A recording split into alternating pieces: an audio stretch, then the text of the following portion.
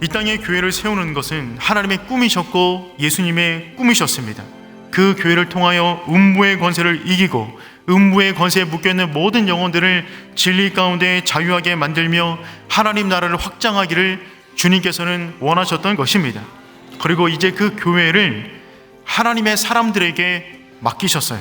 구체적으로 우리가 이 땅 가운데 이루어야 될 그 교회의 모습은 어떤 모습일까요? 첫 번째, 우리가 꿈꾸는 교회의 모습은 주의 손이 함께하는 교회입니다. 안디옥 교회는 그런 교회였어요. 사도행전 8장에서 사울이 스데반을 죽인 이후에 예루살렘 교회는 큰 핍박을 받게 됩니다.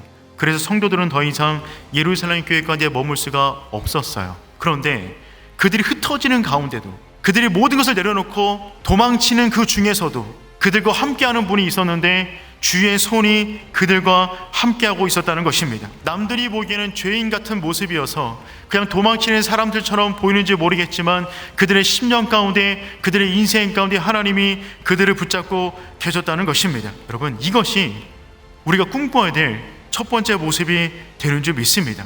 주의 손이 함께하는 교회, 주의 손이 함께하는 성도가 되는 것이죠. 주의 손이 함께하는 그들은 가는 곳곳마다 예수를 전하기 시작했어요. 이전에 누구도 하지 않았던 시도를 하기 시작한 것이죠. 최초로 이방인에게, 완전한 헬라인에게 복음을 전한 일이 벌어졌어요. 베드로가 전했습니까?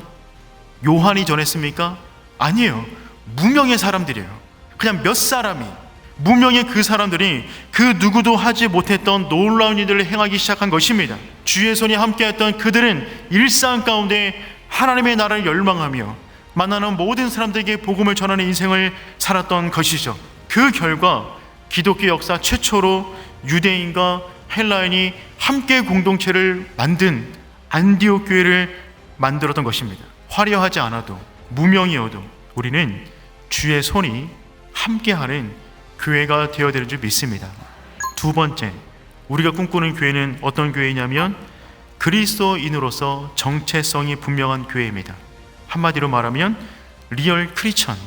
안디옥 교회에서 헬라인들이 예수를 믿었다라고 하는 소문이 파다하게 퍼졌습니다. 그래서 예루살렘 교회는 그 소문의 진상을 파악하기 위해서 믿을 만한 사람을 안디옥 교회에게 파송합니다. 그 사람은 누구입니까?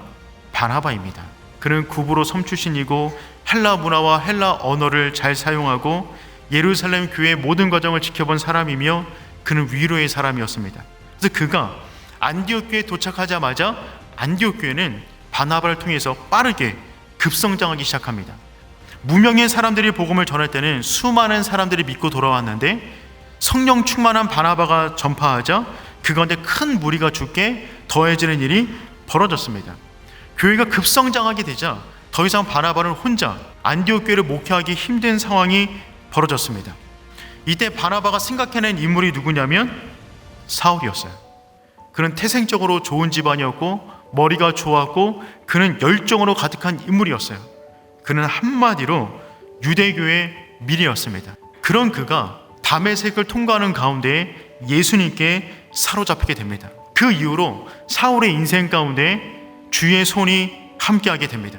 하지만 사람들이 사울을 받아주지 않아서 사울은 아라비아 광야에서 3년간 광야의 모래바람을 맞으며 숙성되는 시간을 갖습니다. 그때 바나바가 사울을 찾아가요. 그리고 사울을 데려다가 예루살렘 교회로 소개시켜주고 베드로와의 만남을 주선해줍니다. 그런데 그때의 만남을 잠시 뒤로 하고 또 예루살렘 교회 가운데 어려운 일이 벌어져서 그의 고향인 다소로 도망치게 됩니다. 그러니까 지금 사울은 다시금 자신의 고향인 다소로 가서 10년간 무명의 시간을 보내고 있었던 중이었어요. 그 순간에 바나바가 다소로 가서 사울을 찾아냅니다. 그리고 다소에서 다시금 안디옥으로 데리고 와서 안디옥에서 함께 목회를 하기 시작합니다. 10년간의 준비를 마친 이후에 하나님께서 역사의 무대에 올려놓았더니만 그들을 통하여 놀라운 일이 안디옥 가운데 벌어지게 된 것이죠.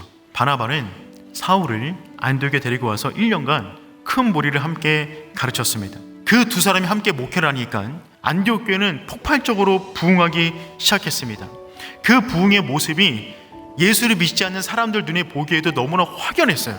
예수 믿은 지 1년밖에 되지 않은 안디옥 교회, 그들의 영적인 성숙과 성장은 눈에 띄게 보였습니다. 영적 성장에는 반드시 지름길이 있어요. 그리스도인으로서 분명한 정체성을 지니고 그 정체성에 걸맞는 인생을 살아갈 때 우리 삶은 얼마든지 성장해 나가는 줄 믿습니다.